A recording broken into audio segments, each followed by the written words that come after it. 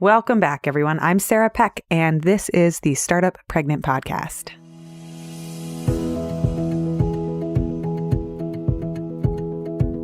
There is a book called Minimalist Parenting.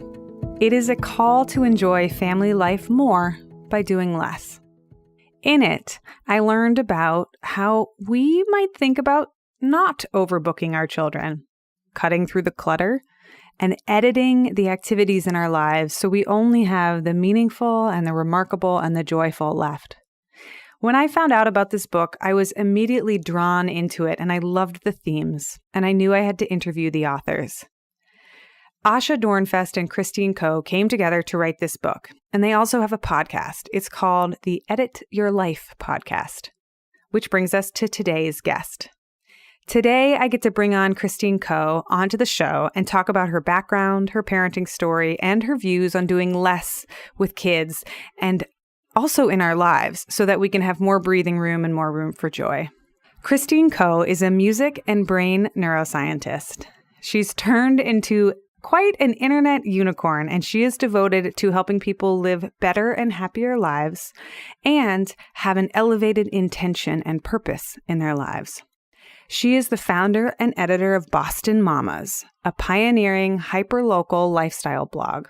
She's the creative director at Women Online, which is a communications firm that specializes in using social media for good. And she's the co-owner and designer at Brave New World Designs. Across this potpourri of projects, including her book and her podcast and her many business adventures, we talk today about how you can be a multifaceted business owner and still lead a streamlined life.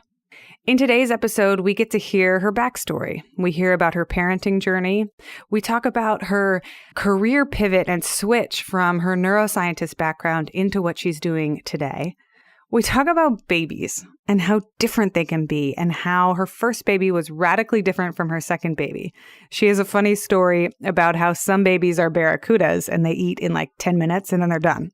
And other babies, well, they're boob trolls and they just stay stuck on you for hours and hours and hours. And you never really know what kind of baby you are going to get. We also talk about what it takes to leave a high-powered, high-profile job and career and make a huge change, especially when you get to the pinnacle of it. And then lastly, she shares some of her excellent tips on scheduling and managing your calendar and how to keep white space in your calendar so you don't drive yourself crazy. Welcome to the Startup Pregnant Podcast, where we talk to creative leaders about what it means to be an entrepreneur and a parent. I'm your host, Sarah K. Peck. If you live in the United States, you are entitled to a free breast pump with your insurance, but navigating insurance and paperwork can be such a pain. Aeroflow Breast Pumps, the sponsor of this episode, is a company dedicated to making the hassle of getting a breast pump a lot easier for new mamas. If you are a new mom or even a second-time or third-time mom, Aeroflow has a ton of resources for you about breastfeeding and pumping and navigating the transition back to work, all on their website. If you head over to aeroflowbreastpumps.com/startup, they can quickly and easily help you qualify for a free breast pump through your insurance. I just used them for my second baby, and it honestly took just a couple of minutes to go online and enter my information. They ran all the checks. They set up the dates. They sent me an email. They said, you're eligible. And then when my eligibility window came up, they went ahead and they shipped it right out to me. So it was super easy. It was such a relief. There is enough to do when you are prepping for a new baby, and having somebody like Aeroflow Breast Pumps on your team is really helpful. The link's in the show notes, and it's also on our website too.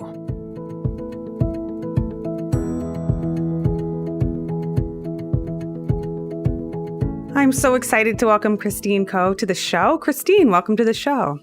Hello, Sarah. I'm so glad to be here. So I want to start with what I hope is an easy question. What time did you wake up this morning, and what did you do first? Let's see. I woke up at 5:45 and Not exactly on my own will. I was greeted by my 7-year-old woke me up. So my first action, I suppose, was to try to wrestle her back into bed with me and snuggle and go to sleep some more, which probably sounds very familiar to a lot of your listeners. It's totally. I love this question because you immediately see the lives of parents. Mm-hmm. What time would be your ideal wake up time if you didn't have a 7-year-old waking you up? I actually do like waking early in the morning, and I do love sleep. I will just say it right out there in that I prefer to get 8 to 9 hours of sleep. During the summer months, I tend to be up by around 5 or 5:30 actually, because I try to work a little bit before everybody else gets up. I know that story. I know that story well. So from the outside, you are this like reigning champion of pivots and making new leaps into the unknown. When I look at your body of work and I read about all that you've done, I want to go back in time a little bit for our listeners because you were a music and brain neuroscientist. You spent a decade in academia and you were awarded prestigious fellowships and postdoctoral fellowships, and you were on track to become a professor. And then you decided to make a change. Can you talk about what that time in your life was like and what the decision to change was like?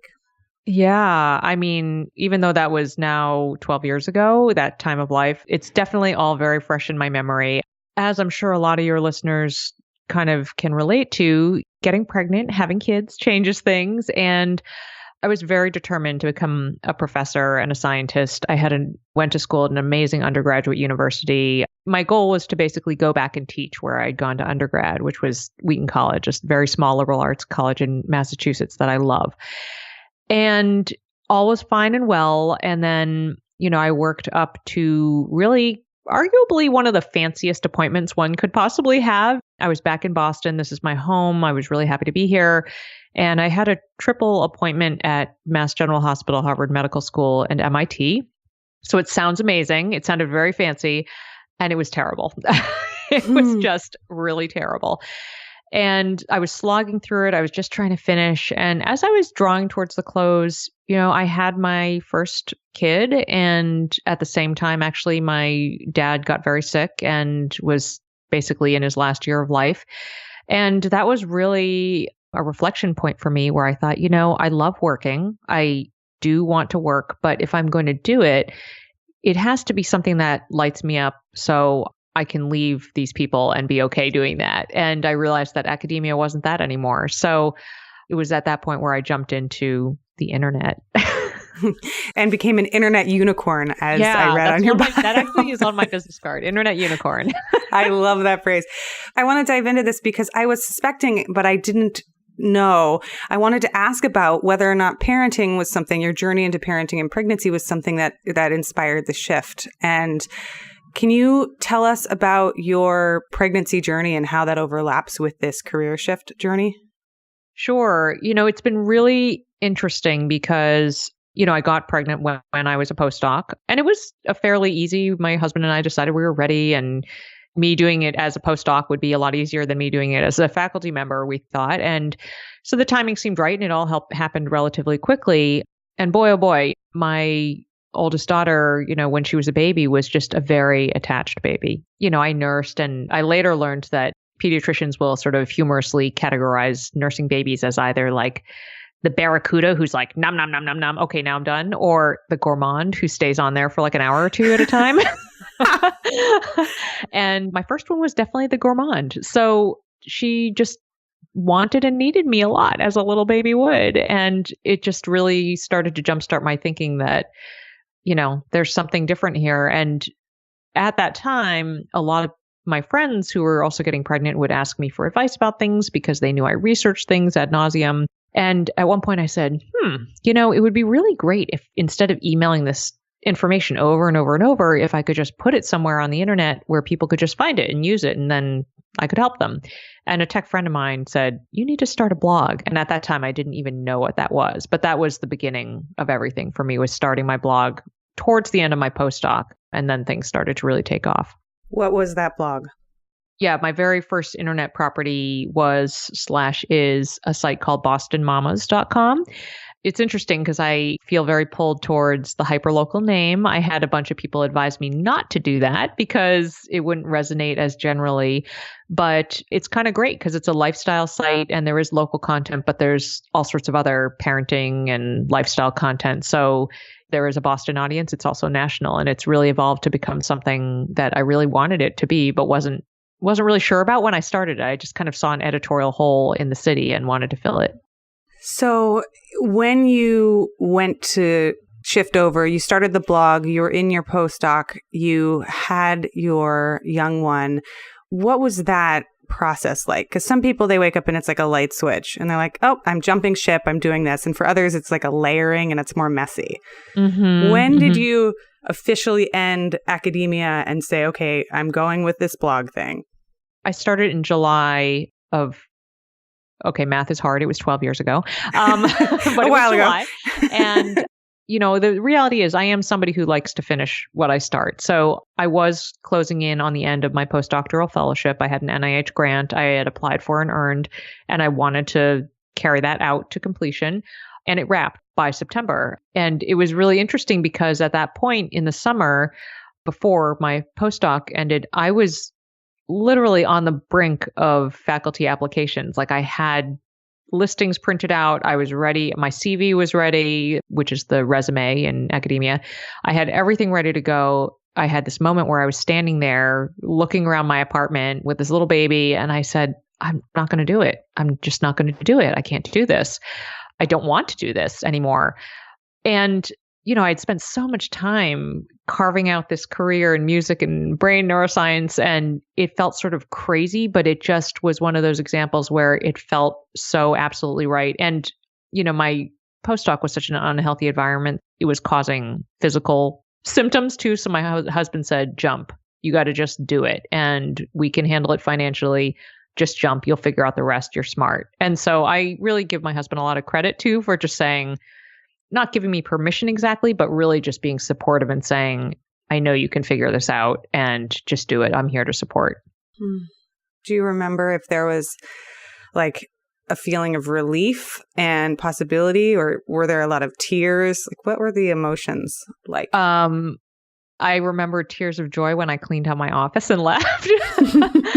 It's so full circle. My biggest concern, all of my friends were like, praise Jesus. You're such a social person. The idea of you being alone in a lab, that like never made sense to us anyway. So my friends were all like, yeah, okay, this is totally the right thing. But not surprisingly, the person I was most concerned about was my mom and my mentors at my undergraduate. And, for my mom, my dad had died by this point, and I'm Korean, and Korean parents can be kind of intense. So I was sort of bracing myself for what she was going to say to me. And she said, and I swear I had never heard these words before, but she just said, you know what, Christine, I just want you to be happy. And it was like, okay, this is fine. This has just happened, and I'm taking that acceptance and just running with it. So It's funny. We always want our parents' approval, right? And in that moment, it was really a turning point for her as well. Oh, moms. I know, right? Moms can make it all better. Thanks for taking us into that, because I know that there are so many people who have young kids, 1, 2, 3, even 4, and it can be such a hard thing to figure out that decision making. And for a lot of people, it's like motherhood is a BS detector, or a pressure cooker might be a better way of saying it. And it really becomes this time when you reevaluate and, to use your words, edit your life, right? And shift and figure out, okay, what's next? And is this still the thing? And I'm always curious what that looks like for each individual person. Yeah, it's an interesting time, right? Because on the one hand, I love the way you framed it just now. On the one hand, you're sort of like so kind of crazed and sleep deprived and just like confused. Like there's this general, haze around you, as a new parent. But on the other hand, you have such limited bandwidth for nonsense that in some ways it helps you see a little more clearly. So those seem a little bit opposite in concept, but I think they're actually related. I think so too. And I don't have an answer to this for people listening. It's a puzzle, because I know there's some times in your life you have a 12-month-old and you just need to get through it. You need to get to the other side of sleep. You need to like get to a 2-year-old, find sunshine again, and you actually will like your career again. And then there's other times when it's actually a wake-up call. And I don't know, what are your thoughts on this, on making these complex decisions in the face of like big things like people dying, people being born, big career shifts? It might sound a little trite, but I feel like in general, our lives are just so complex and multidimensional, and that no one thing is going to solve, the issue. I guess I think about how I was when I was pregnant and then, with a new baby the first time when I was still in academia, compared to how I was pregnant and working with a little baby with my second unexpected pregnancy. And by that point, I was firmly in the world of internet. I was so happy because I was really calling the shots on my work and my projects, and it was a completely different experience. And I felt like I was able to make decisions from a more grounded place because I wasn't so miserable in this one major area that is work, So I think as much as you can create positivity in various dimensions of your life, whether it's your friendships, whether it's your partnership, if you are in a married or partner situation, whether it's in your own self-care pursuits or hobbies or whatever, any places where you can add little pockets of happiness and positivity, I think is just going to majorly impact your experience as a whole. I love that. So can you tell us the story also of how your second kid, you say it was a surprise pregnancy, came into your life, and where was that in this what now seems like a collection of projects that you're working on, a collection of companies? You started Boston Mamas, and you were into the world of running your own internet businesses and internet life and calling the shots. Tell us the story. Yes. A few years in, when Laurel, my oldest, who is now 13 going on 14 soon, which is bananas. But when she was younger, in that sort of early stage of childhood, I had Boston Mamas, I was doing freelance writing, I had started a design business, things like that.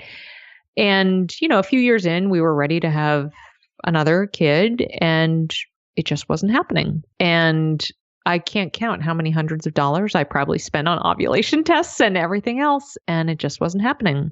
And, I'm sure you've had listeners who have wrestled with this sort of thing. It is both the sort of thing you just don't want to think about all the time, yet you can't stop thinking about it all the time and you feel crazy.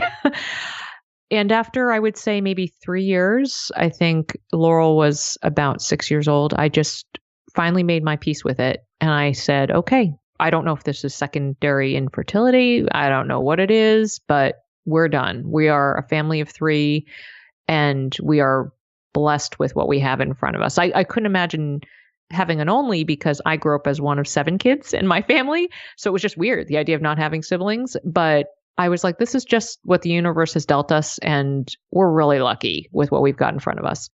I'm making it sound easy. It was hard. I cried a lot, and I felt like a failure, and I felt terrible. And so it was actually very cleansing. I donated all of our baby things. I gave everything away. I told Laurel, it wasn't happening. She was sad, but she accepted it. And then literally a month or 2 after I gave everything away, I discovered I was pregnant. Wow. The kids are 6.5 years apart, which seemed a little crazy, but has been awesome. Our second one, Violet, she's just a delight and is so complicated and has been so different than our first one. It's really been kind of an amazing journey to have that sort of crazy emotional roller coaster of really feeling for years like it was never going to happen. And then, when I did discover I was pregnant, I wasn't actually overjoyed at all. I was shocked and confused, quite honestly. Tell me more. This has happened for a number of women, this experience of being shocked or confused, or at least the emotions being different than they expect. What happened? Yeah. It was funny because I think I was a little late. I'm not sure how closely I was paying attention, but I woke up and my boobs hurt. And I was like, oh no, wait, what is this? And I was actually on my way out to a work event that day, and where I was going to be on site doing something.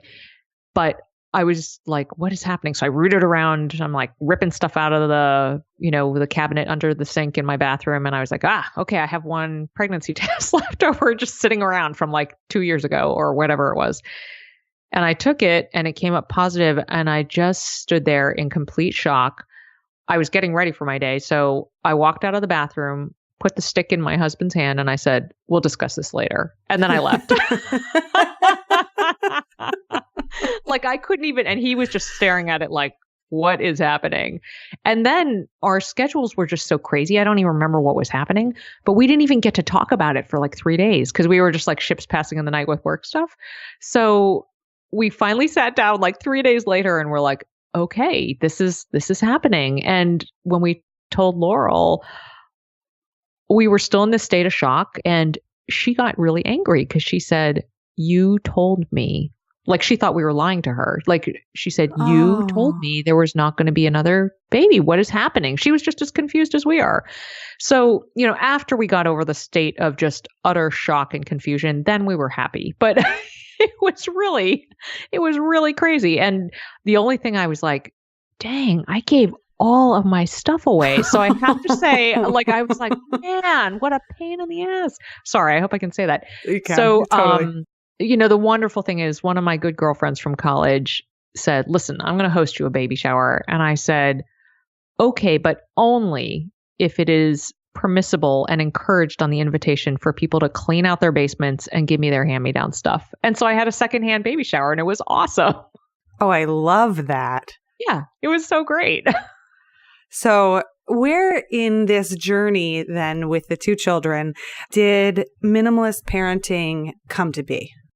Yeah. So, it's interesting. I don't think I've ever explicitly thought about it till just a few minutes ago when you were asking about like where Violet happened in the trajectory of my different projects.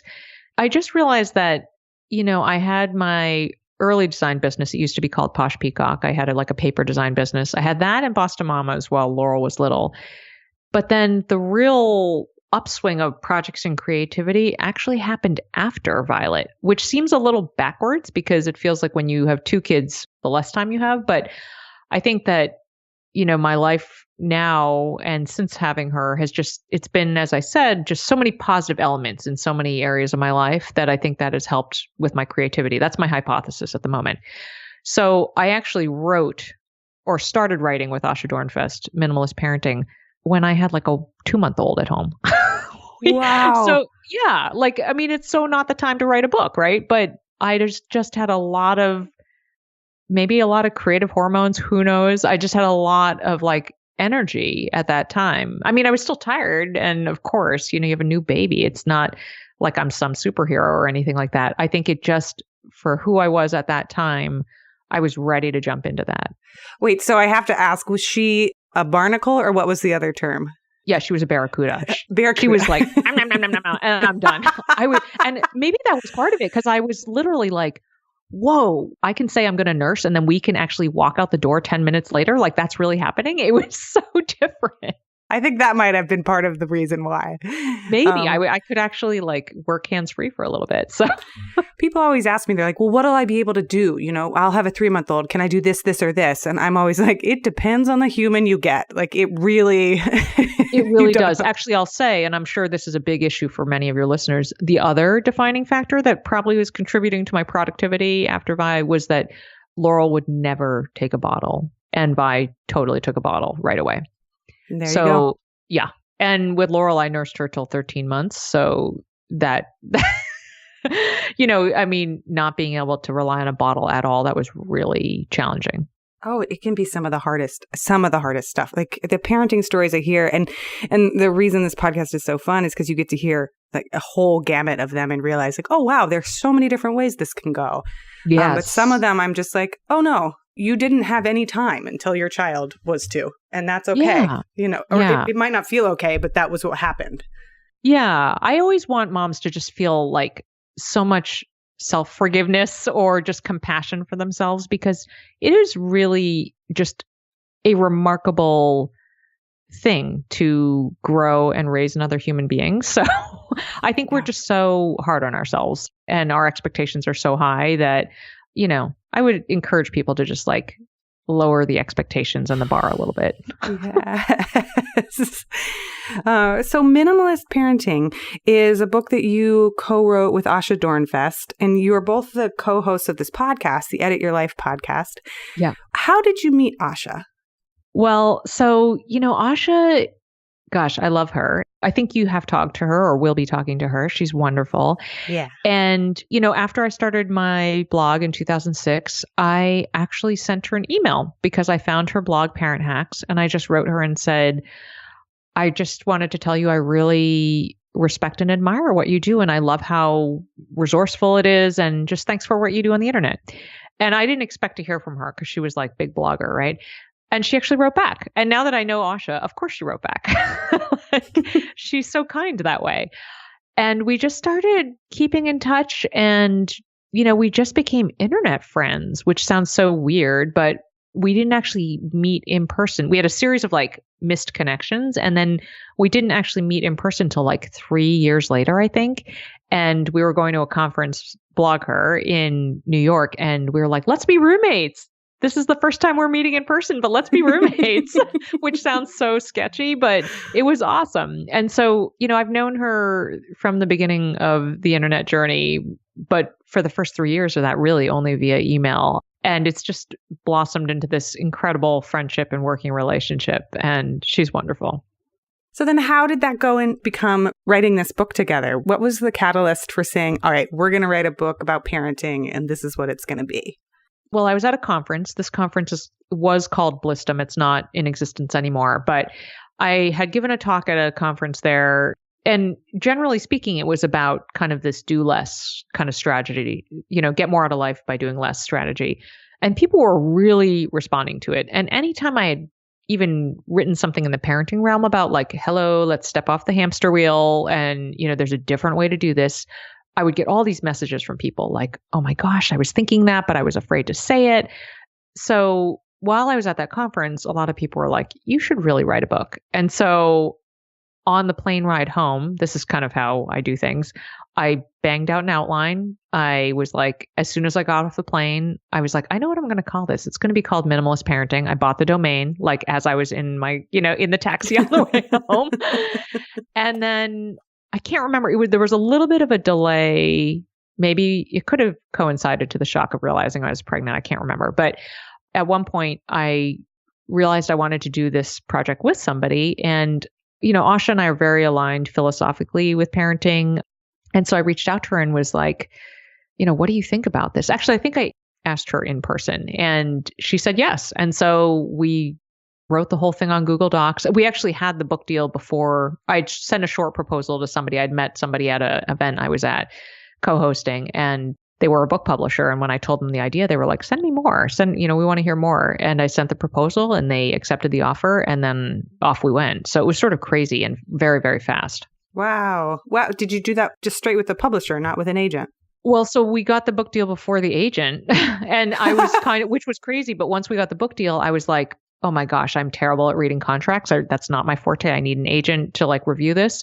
So just through word of mouth, we secured an agent and then he negotiated the rest of it for us. But it was a very different way to do it. Usually you have the agent first who's kind of stumping for you, but it happened a little backwards just because of, the in-person nature of the world and the fact that I happened to be at this, event and met this book publisher. That's so interesting to me. I find that really fascinating. And then also, that's what agents are really good at. Like, they're like, oh no, I know what to go to bat for, and you do not want to sign away the movie rights to this for the rest of your life. Right. So interesting. So you wrote this book. I love it. I have it right here in front of me. It just speaks so much to both my husband and me about the ethos of how time crunched people are and how much we try to stuff into our lives and how important it is to not live stark, white, minimal lives with nothing in them, but to edit them down to be able to focus or at least have breathing space. Mm-hmm. Can you talk about the philosophy behind it before we get into some of the strategies? Yeah, I think the really important thing that Asha and I felt is, when we were writing the book and starting the book, we realized that there was a little funny dichotomy because on the one hand, people were starting to refer to us as parenting experts because we've been writing about parenting for a long time. But we're kind of like, hello, we're not parenting experts. We're parents. We've been there, we've done it, but we realize that every experience could be different depending on the type of kid you get. And also, every family is going to be so unique in the needs they have and the different kids they have and the different preferences they have. So instead of writing a book that was really like, you must do X, Y, and Z, and then your life will be fine, we kind of felt like some parenting books can kind of get like that. We really wanted to tune into the reality. I mean, there's plenty of practical tips that one could take, but the baseline reality is every family is going to have their unique set of values and things that they want to do in their lives. And that's actually where you need to start. And then our job is to come in and say, okay, now here's how you can, peel back and dial back your level of crazy, wherever that level of crazy may be. So it really is, I think the first step is realizing that what your journey in parenting looks like is going to be totally different from somebody else's. So, I guess suppose the first step might be to like just stop with the comparison and just focus on what's in front of you. Mm-hmm. I love that you start the book with the values and really stepping back and getting a big picture, because it's about the stuff, but it's not about the stuff. And like, as a small story, my husband and I are expecting our second kid. And so, oh my goodness, congratulations. Thanks. I went out and I bought, this is insane, people listening, but I bought 30 houseplants.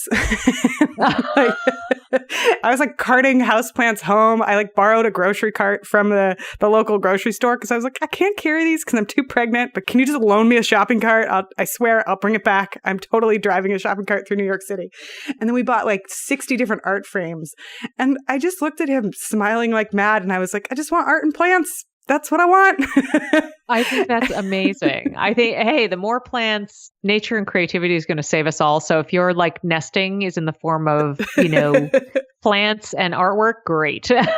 Totally. But it's definitely like if I were trying to compete in one of those like 300 things or fewer or 100 things or fewer, I just blew it with however many plants I bought. But it's not like it's not. So I realized from the outside how crazy we can go when we're pregnant, and I'm right there inside of it. But I love the ethos, like this idea of making room for the remarkable. Can you talk to that?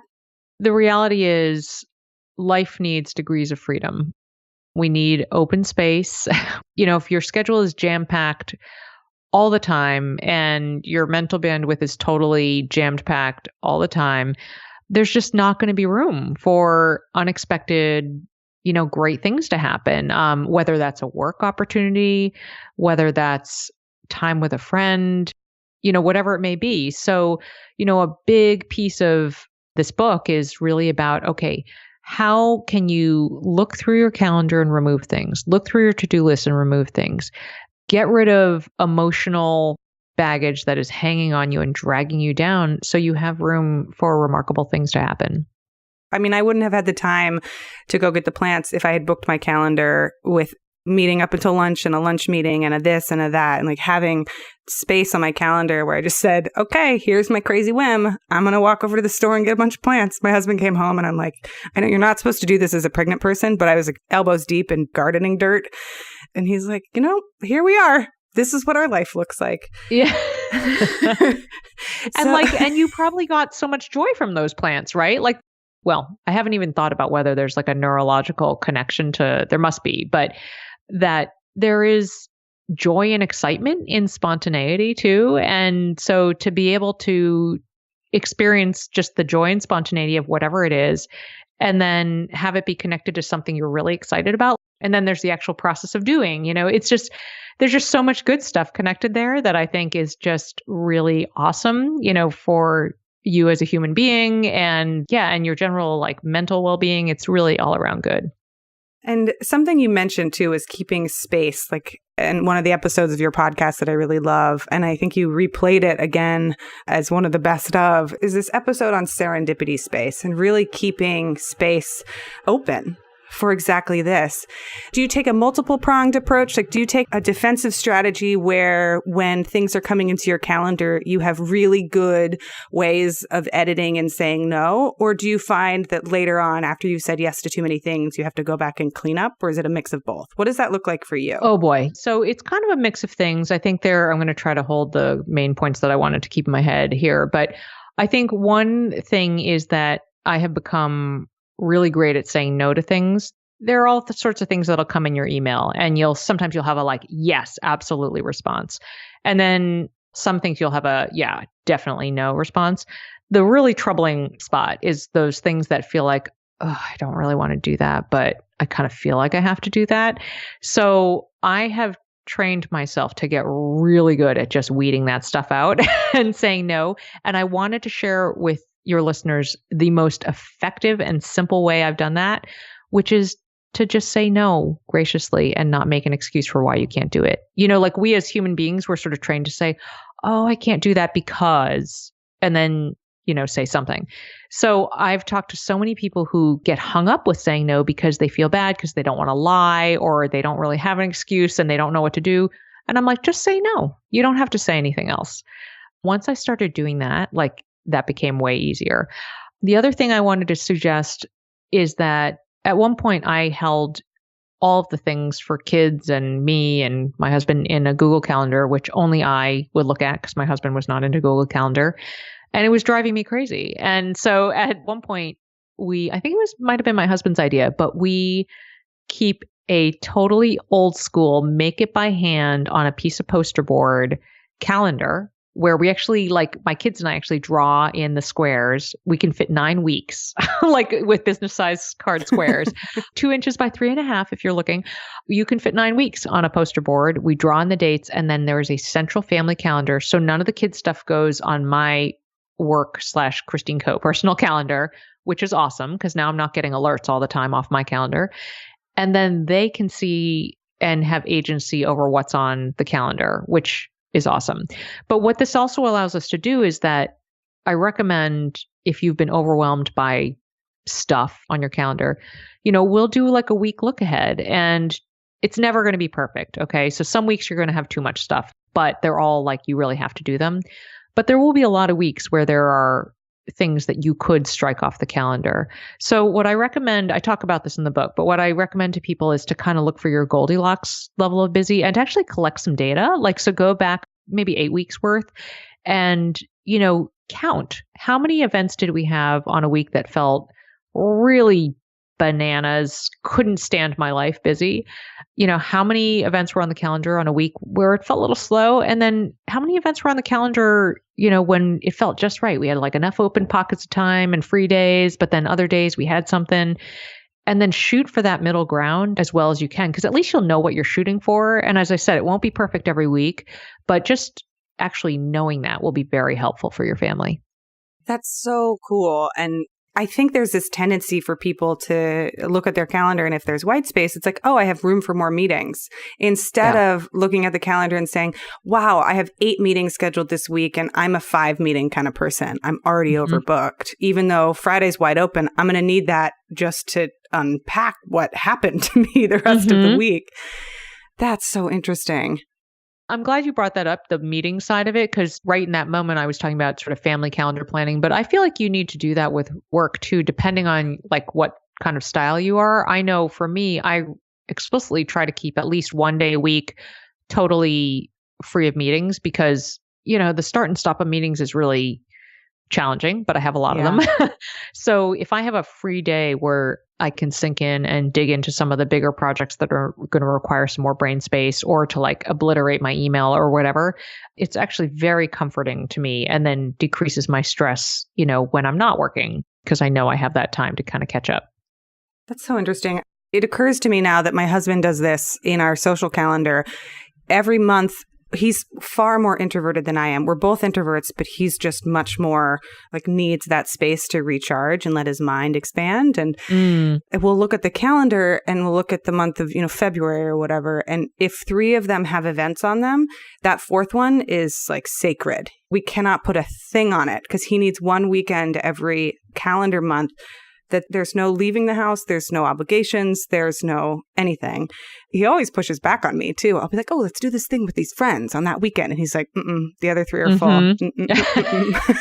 I'm glad. Like, that's a really solid thing to know about yourself. So that's a really good thing, that you guys are already can already see those patterns and know them and be able to figure out how to negotiate. Like, that's solid. Do you see any other common fatal errors or things that people really get overwhelmed with when they're looking at the busyness of life and trying to edit it a little bit or just make a little more space for sanity? I think one of the biggest challenges I see, and it's a complicated one. I mean, like everything, it's multidimensional, but I think kids and overbooking them is a real challenge spot.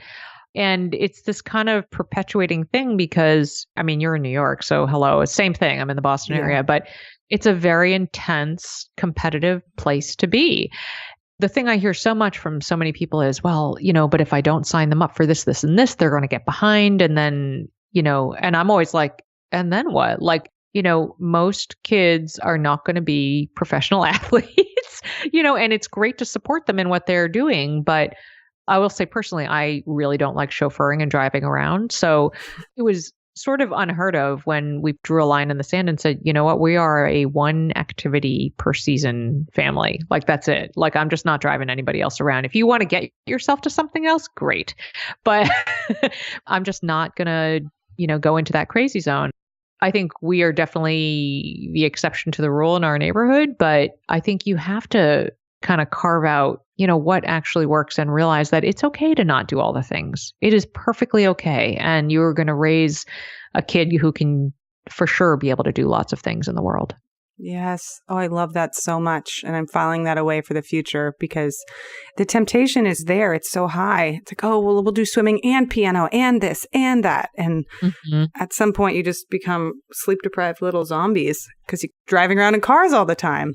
Yeah. Yeah. That is really the joke around here is that Christine Koh doesn't like to drive. I just don't want to do it.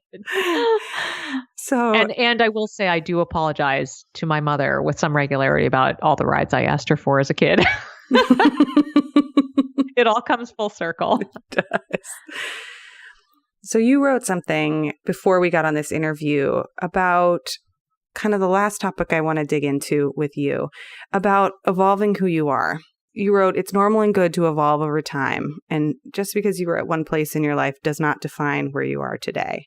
I want to dig into this because it's something that's really been affecting me lately. I know and work with a lot of teenagers and young 20-somethings and folks that are looking for mentors.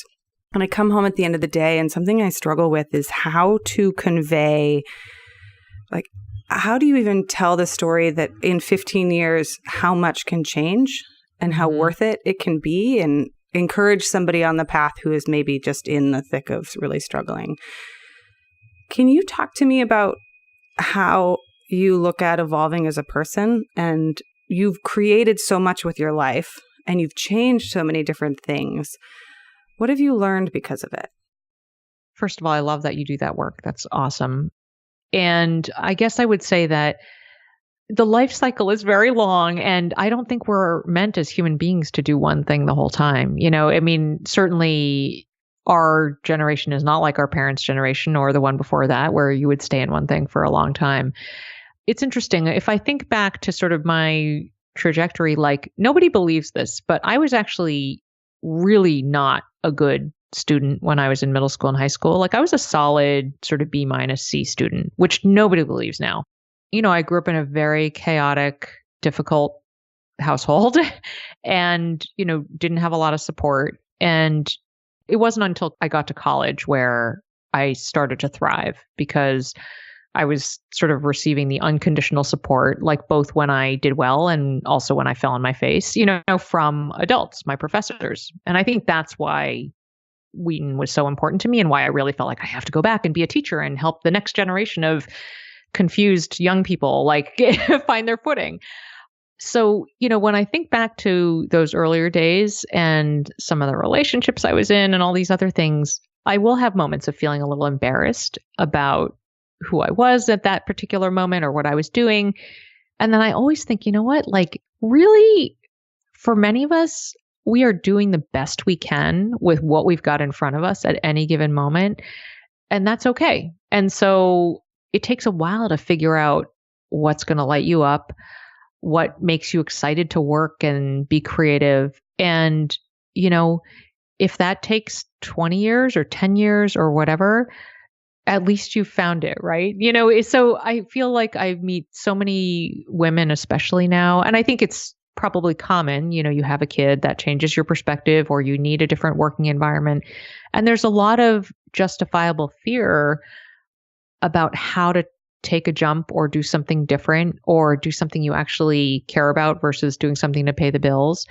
And I just always encourage people, like, don't be hemmed in by what you were doing before and who you were before, because that stuff does not stay constant. And what you need now is just going to be different than what it was before because you are a more evolved human being. So I just always want to encourage people to remember that it's totally normal to evolve and to have your priorities shift and your passions shift, and that it's good to like let go of the control a little and kind of see what emerges. It's so important. And that attitude of being able to continue to like wake up to who you are right now. Like, oh, what's happening right now? And this might be the best that I can do. It's scary, right? It's scary to feel, and especially if you're in a down moment where you're like struggling with everything. And you might say, is this the best I can do? And the answer is probably yes. And that's okay.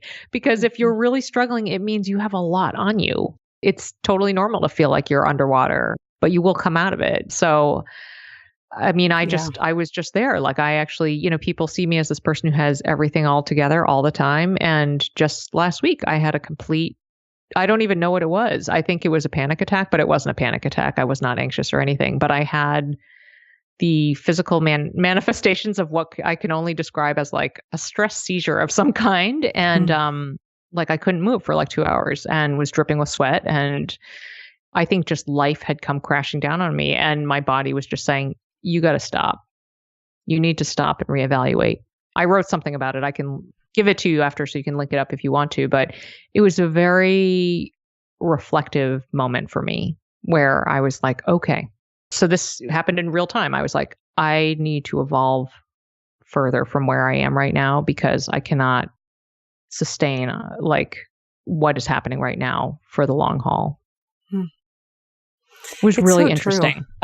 What do you have a sense of like what caused it, or were there any surprises where you used that time and said, oh, wow, I didn't even realize?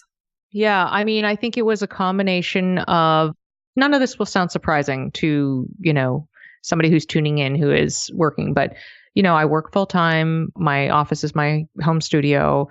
This is all the sort of multidimensional stuff, right, that I've been referring to. But, my kids don't have a ton of summer camp booked because they don't like being overbooked.